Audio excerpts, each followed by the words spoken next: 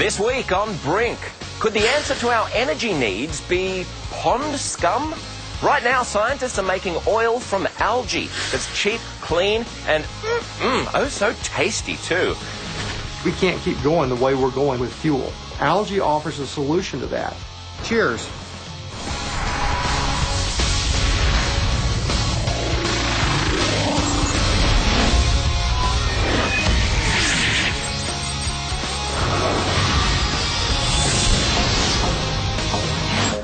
Things hurtling from the sky to something beneath the Earth's surface. What is it? It's black gold, Texas tea!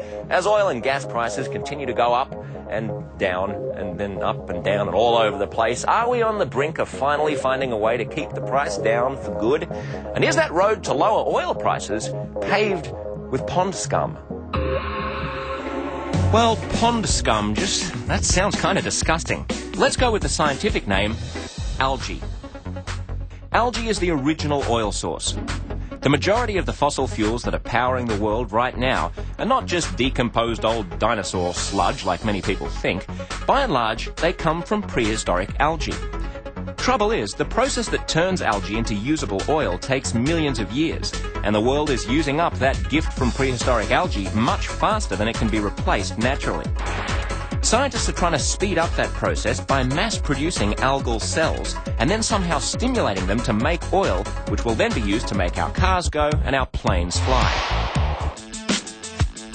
Meanwhile, deep in the heart of Texas oil country, Valsant Products is also in the thick of the oil-making algae industry.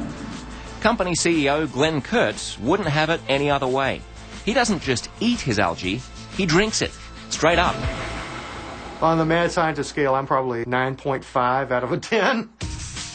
While Solozyme grows their algae in the dark, Valsant uses natural sunlight to get their algae nice and fat with oil. But the problem with growing algae naturally in a pond is that only a thin layer on top would get enough sunlight. But that's where Valsant's revolutionary high-density vertical bioreactor comes in, which allows them to grow a lot more algae in a lot less space. This is the algae bioreactor. We have these flexible sheets that have fluid running through them. In that fluid reside the individual algae cells, and it's constantly flowing and moving. And the idea here is to expose the individual cells to as much sunlight as necessary for them to carry out photosynthesis. Not only does going vertical give the algae much more exposure to the sun, it also allows Kurtz and his team far more control than they'd have in just some random body of water. One, we're not losing water to evaporation. Two, we don't have cross-contamination from other algal species. And three, we're able to control temperature, pH, nutrient sources much better than we could in an open pond. It gives us much higher yield ultimately, and that's what we're after. We can't keep going the way we're going now with fuel. It's a finite resource. And so algae offers a solution to that. I believe in it. Cheers. So when will you be filling up your car with cheap oil made from algae?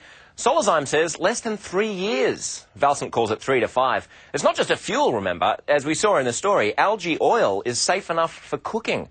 Well, guess what we have here? Brownies made with algae. Thanks, Brian. Hang on a second. This one's got bite marks taken out of it. Sorry about that, Josh. First they eat your algae brownies. Next he'll be eating my sewer runoff s'mores. These are actually made from the algae at Solozyme. Apparently they're pretty tasty. Right, Brian? Solozyme says the algae oil used to cook with is super healthy, zero trans fat, very similar to olive oil, apparently. So maybe one day you'll be running on the same stuff as your car. Actually, it's not bad.